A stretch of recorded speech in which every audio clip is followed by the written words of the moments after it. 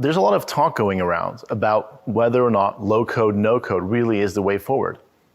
There's these questions that are popping up here and there to understand whether we can actually go without developers to develop the business applications that we need. But of course, you need to think about, is it really the future?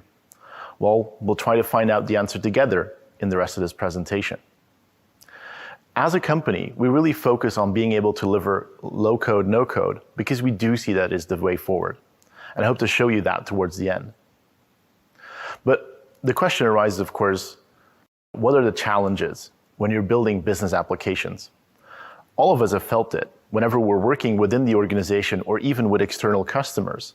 It's incredibly important to understand all of the different facets that go into building these business applications. Here's just some of them on the screen. Going from the expectations that you set to how complex the processes are, security and compliance, any kind of legacy systems that you still have to deal with. All of these make part in terms of how quickly you can actually go from having a solution to actually executing that solution. But that is typically the thing that you see today in large enterprises and any kind of space really, where actually you're going from defining the solution up until the point that you can put it into production, and that is a huge time gap. We have to build all of those applications. And of course, the organization is changing as we go. It wouldn't be the first time that I talk to a partner or a customer and they tell me, well, Max, we've taken this great solution. We've built it. We've built our business app. It was working great.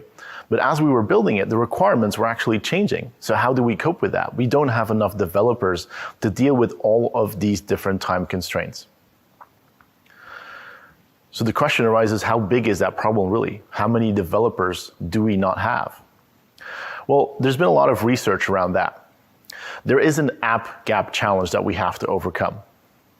Here you can see a quick graph about the shortage, the supply, and the demand. And as you see, there's some interesting tidbits in there.